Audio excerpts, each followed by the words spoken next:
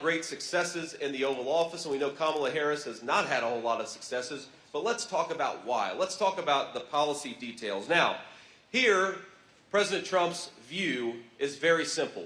We're going to end this terrible affordability crisis, and we're going to increase take-home pay with three simple things. Number one, we're going to stop 25 million illegal aliens coming into this country competing for wages against American workers. We're going to stop ridiculous job-killing regulations like the EV mandate. Let's buy American-made stuff, not Chinese-made stuff.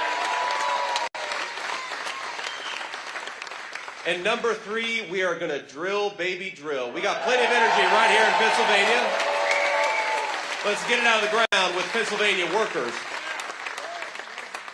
Now, here's the other thing that Kamala Harris wants to do. Kamala Harris thinks that instead of deporting illegal immigrants, we should be giving them amnesties. Does that sound like a good idea? No. Kamala Harris thinks that instead of unleashing Pennsylvania energy workers, we ought to buy energy from Iran and every tin-pot dictator all over the world. Is that a good idea? And Kamala Harris thinks that instead of unleashing American energy and American creativity and American business, we ought to tax you guys more to send your money to communist China to buy electric vehicles.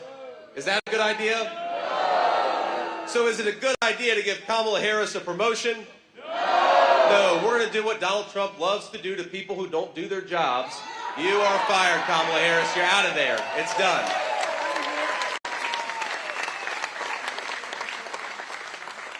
Now, the president actually just called me. I was sitting back there backstage, and the president called me, and he said, you know, the crazy thing is, JD, that Kamala Harris, she's pretending that she agrees with us on everything. And if you look at her campaign the past week and a half, she pretends that she agrees with Donald J. Trump on every issue. She is running a copycat campaign. And I said, Mr. President, I think I figured out what's going on. She wants my job. She's realizing that they don't have any chance. She's going to ditch Tim Walz, and she wants to run alongside Donald Trump. She's pretending she agrees with you on everything. But we can't let her pretend, ladies and gentlemen. We have to remind people of the real record. Kamala Harris wants to defund the police. Kamala Harris wants to ban fracking. Kamala Harris wants to further entrench the EV mandate that sends your tax dollars to China instead of buying American-made cars from American workers. Kamala Harris has said all these things on videotape, and as much as she wants to pretend she agrees with Donald Trump, I have a suggestion, Kamala Harris. If you would like to enact the policies of Donald Trump, you could do it right now because you are the vice president. So do it right now. Don't pretend you're going to do it in 6 months.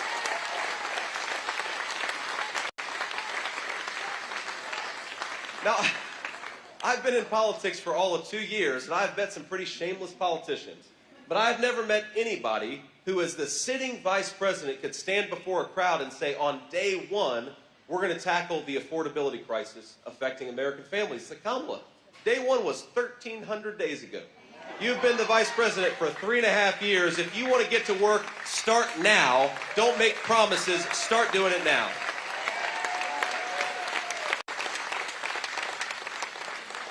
And here's the final big difference between Kamala Harris and Donald Trump. You know, I've been asked by the media, I've been attacked by the Harris campaign because I believe in a very simple principle, that our tax policy ought to reward American workers and American businesses, and I know Donald Trump agrees. So here is the contrast here. Donald Trump wants to cut your taxes. Donald Trump wants to cut taxes on American businesses hiring American workers, and he wants to raise tariffs on the Chinese and everybody who's trying to rely on Chinese slave labor instead of American hardworking people.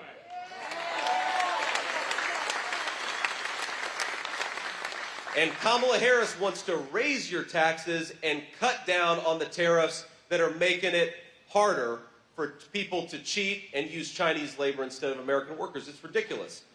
Why don't we make it easier to hire American and harder to rely on Chinese slave labor? That's the Donald Trump approach, and I know every single person here agrees with it.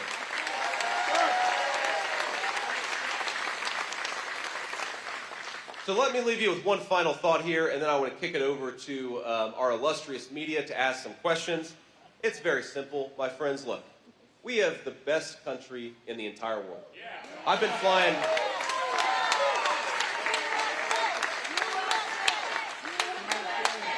USA! USA!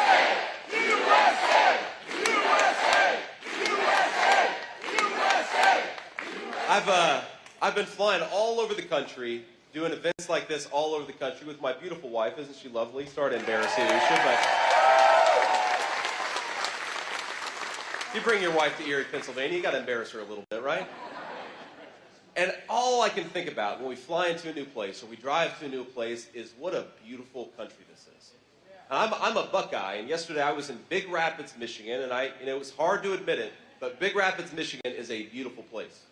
Erie, Pennsylvania is a beautiful place. We have got the best natural resources and the most beautiful countryside of any country on the face of the earth.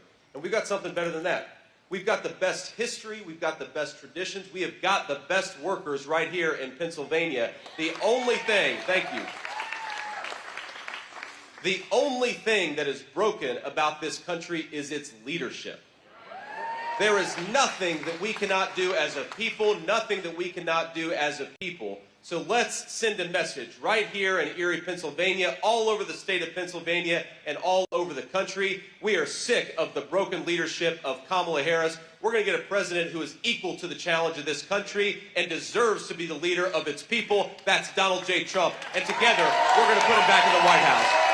God bless you all. Thank you. And thank you for having me in Pennsylvania. Now, I know we have some reporters here. If you would, let's start with the local reporters. We'll have them ask some questions, then we'll kick it over to some national folks. Sir. Ma'am, I don't need a teleprompter. I've actually got thoughts in my head, unlike Kamala Harris.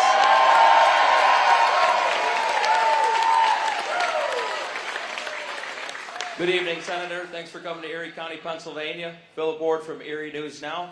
Senator, Phil's one of the good guys, right?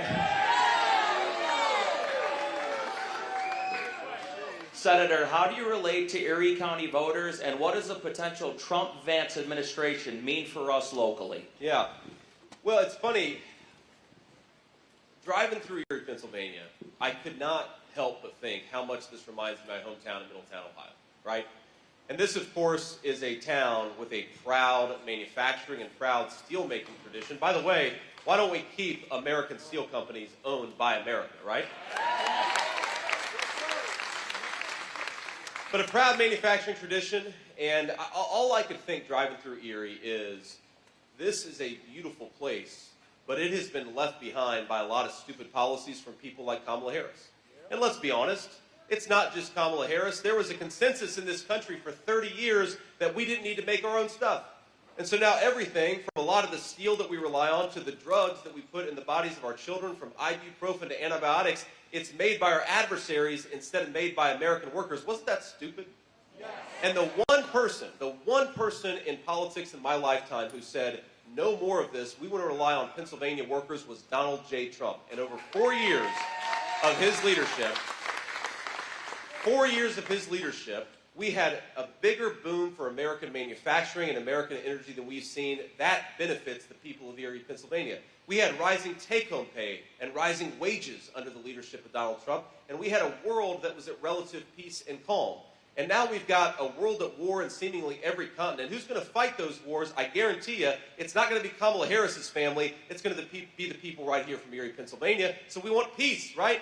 Peace and stability. But even bigger than that, we make the lives of every single people in this room, every single person in this room, and all across the state of Pennsylvania better. And the final point that I make is, look, Rome wasn't built in a day, and Rome wasn't burned down in a day.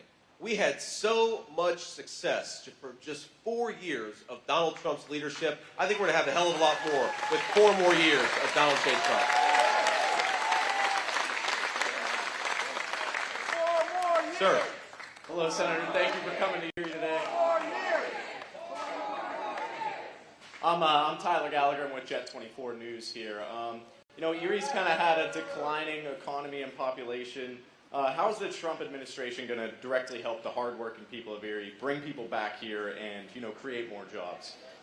It's pretty simple, actually. But unfortunately, we have a leadership that's completely broken. I mean, the first thing that you have to do, if you want to help the people of Erie, Pennsylvania, is you have got to unleash American energy.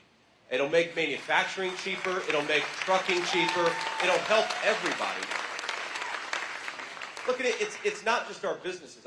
I remember growing up in Middletown, Ohio, and I grew up in a poor family, and I was raised by my grandmother. I remember the nights when it was really cold in the dead of winter, and money was a little tight, and we decided, well, we don't have enough to turn on the heater tonight. We're going to have to sit in front of a space heater, or maybe just throw a bunch of blankets on. And that's what we're going to do. I happen to believe that if you work hard and play by the rules, this is the richest country in the world. You ought to be able to turn on the heater for your children. And unfortunately, Kamala Harris's policies mean less energy, less money in people's pockets, and a lot of people freezing on a cold winter night. I think that's a disgrace in the richest country in the world. We can do so much better with better leadership. The second thing you got to do is, look, I talked about Chinese slave labor earlier. One of the reasons why this community has been left behind by our leaders is we decided we were going to let companies make things using Chinese slave labor. And I happen to think we shouldn't expect Americans to compete with a bunch of Chinese slave laborers. We ought to expect American companies to hire American and build in the United States of America. And if you do more of that, you're going to bring more jobs to Erie, Pennsylvania. You're going to build the economic foundation of this place. You're going to have higher tax revenues to go into the schools and the public services. You build more things in America, and it lifts up the entire community of Erie, Pennsylvania, and that's what Donald Trump and I are going to fight for.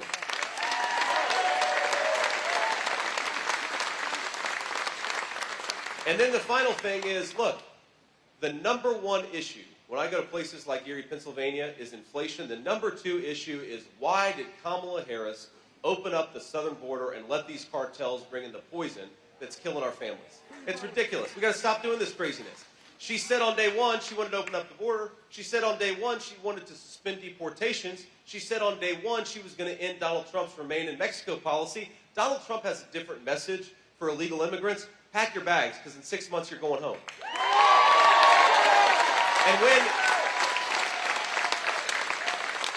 And when we do that, you're going to have fewer people dying of drug overdoses. You're going to have fewer people who are suffering because you've got drug cartels operating freely in their communities. You've just got to do it. You've got to close that border. It's good for public safety and a whole host of other things, too. Other questions? Any more local? Yes, sir, I would love to go fishing. We're with you, JD. Hi, Senator. You have to bring about 40 Secret Service agents now, though. That's the problem. Ma'am. Hi, Senator. Kit Maher, CNN. I wanted to talk a little bit.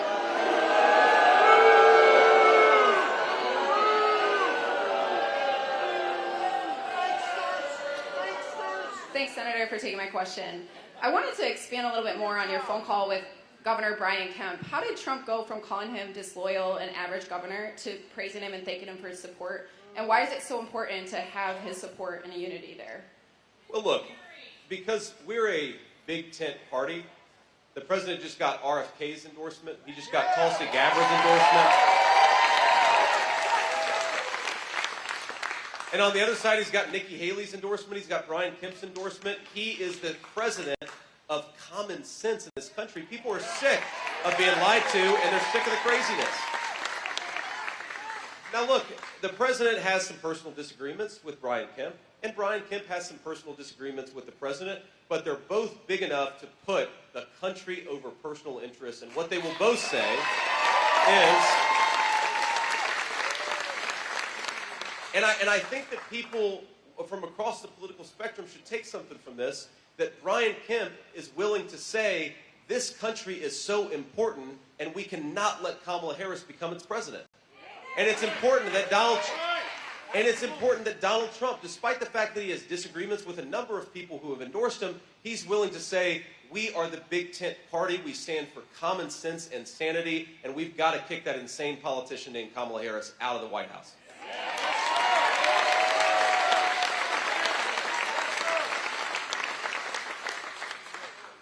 Ma'am, go ahead. Hi, Senator. Good to see you again. Ali Novello with CBS News. I have two questions for you. One, could you tell us more about the altercation that happened at the Arlington Cemetery? And two, what does debate prep look like for yourself and for Trump at this time?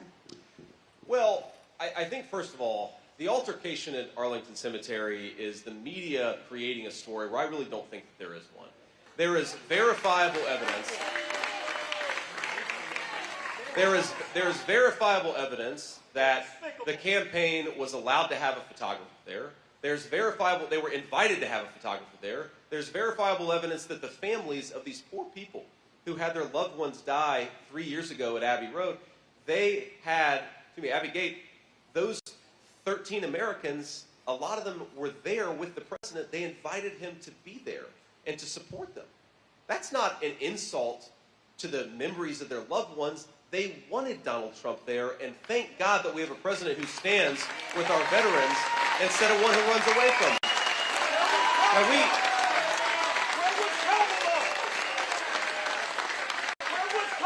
Now it is amazing to me that you have apparently somebody at Arlington Cemetery, some staff member, had a little disagreement with somebody, and the media has turned this into a national news story. You know what I think our veterans care a lot more about? That Kamala Harris's VP nominee lied about his military service. I think that our veterans care a lot more about that. And the other thing our veterans care a lot more about is that 3 years ago, 13 brave, innocent Americans died, and they died because Kamala Harris refused to do her job, and there hasn't been a single investigation or a single firing. Look, sometimes mistakes happen. That's just the nature of government, the nature of military service. But to have those 13 Americans lose their lives and not fire a single person is disgraceful. Kamala Harris is disgraceful. We're going to talk about a story out of those 13 brave, innocent Americans who lost their lives. It's that Kamala Harris is so asleep at the wheel that she won't even do an investigation into what happened, and she wants to yell at Donald Trump because he showed up. She can go to hell.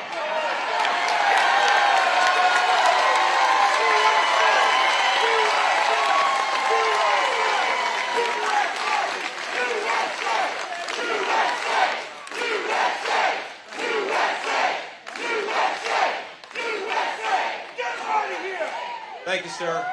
One more. Any other questions here? Ma'am. Oh, sorry, debate prep. Look, the way I'm doing debate prep is by spending time with these fine people. This is how I do debate prep.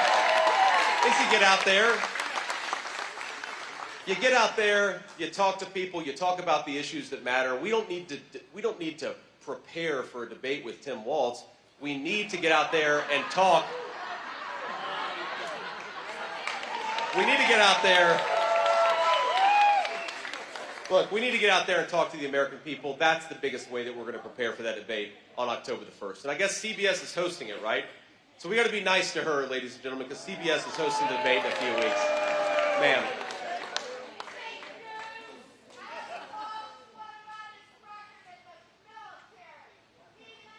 That's right. Thank you, Senator. Surinton with ABC News. I have two questions for you as well. Sure.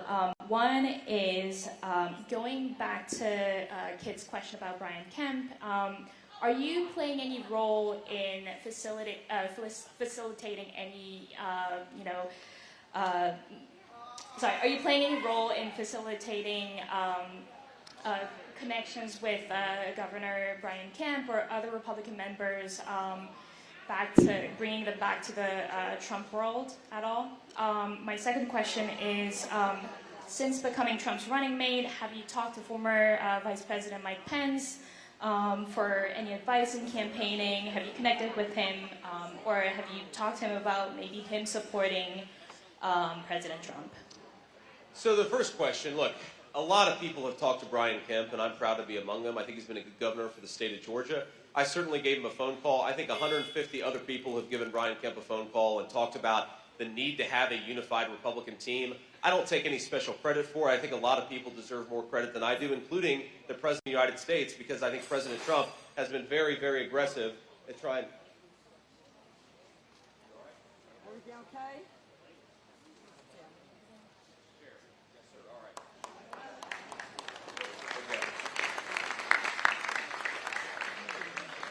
It's so humid in here. I thought we lost one of our Secret Service agents. I was worried about him, but we're good. God bless you, man. Glad you're okay. But look, the media, here's what the media wants to tell a story that somehow I have been the peace broker between Brian Kemp and Donald Trump. It's just not true. I reached out to Brian Kemp. I encouraged him to support the president, and he didn't take much persuasion. He wanted to support the president because he thinks Kamala Harris is going to be a disaster. So I think there are a lot of friends. There are a lot of friends of Brian Kemp's and a lot of friends of the president's. I think a lot of people deserve credit for this unified Republican ticket. I'm not going to take that credit myself. Ma'am. Can you hear me? I can hear you. Senator Yep. Vance, Emma Go Barnett ahead. with NBC News. Thank you so much for taking all of our questions. 2 questions, one local one and one international one. First of all, what are some of the specific policies you would implement to improve the lives of truckers in Erie, Pennsylvania? And then also, last night, Israel launched the largest raid in the West Bank in at least 20 years. Should the Israelis ask for American boots on the ground from a Trump-Vance administration, would you oblige, and how would you respond to these current events? I don't want to put American troops on the ground for anybody's wars but ourselves. Right? That's a very important principle. And I say that. And I say that as somebody who believes that the Israelis have every right to destroy Hamas. We support them in what they're doing, but they're not asking. They're not asking for American boots on the ground. They can take care of business themselves. They just need a vice president or a president who allows them to do the job instead of trying to take Hamas's side over Israel's, which is not what Donald Trump and I are going to do. The first question was about, sorry, I forgot your first question.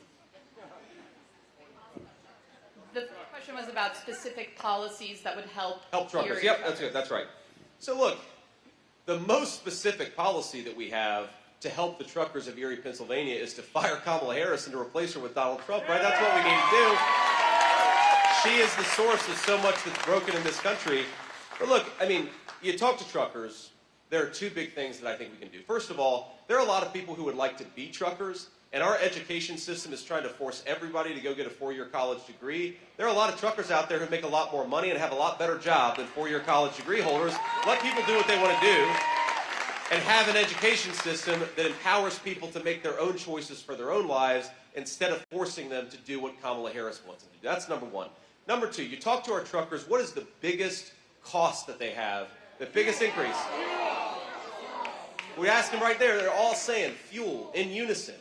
Fuel has gone up, depending on where you are, between 35 and 55%, thanks to the policies of Kamala Harris. We have got to drill, baby, drill, unleash American energy. It'll help our truckers. It's going to help everybody else, too. And I'll take one more question before we hit the road. Senator Vance, Great.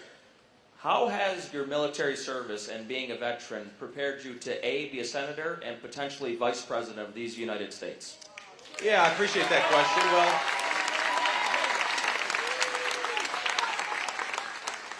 I am a United States Marine, and I'm proud of it. I did what my country asked me to do.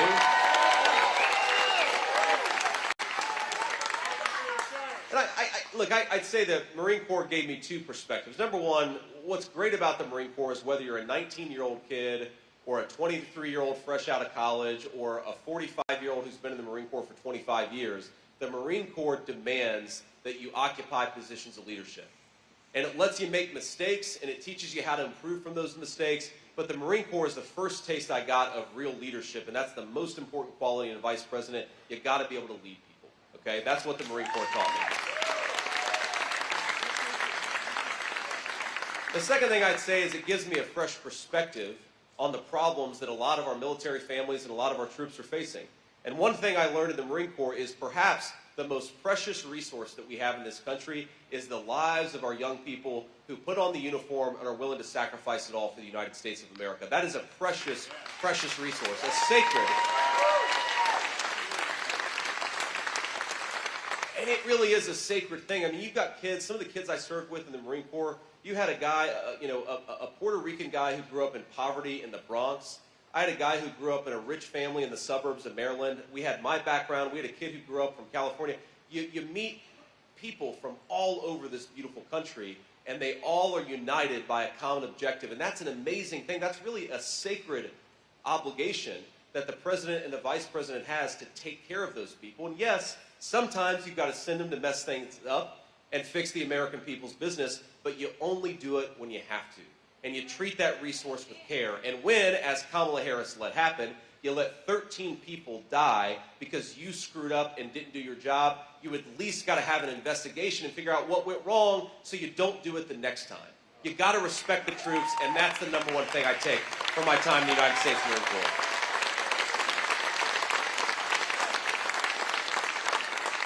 And when I say respect, I don't just mean thank them. I don't mean just buy them a beer when you see them in a bar. That stuff is all important. I mean respect them enough to actually take care of them and not waste their lives and their sacrifice, which is what, unfortunately, the last administration has done. Now, let me just leave you with one final thought. We have to hit the road, and I'm sorry to have to leave because I've had a good time, and I hope you all have had some fun, too. But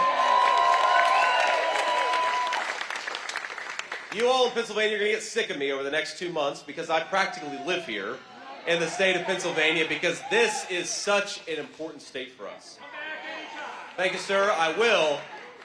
And we got to remember, the only way, think of all the powerful interests, the broken bureaucracy in this country, the people who've gotten rich shipping your jobs to China, they want Kamala Harris. The only way to beat them and the only way to fight back is at the ballot box this November. Let's get out there, win Pennsylvania, re-elect Donald Trump, and take this country back. God bless you all. Thank you.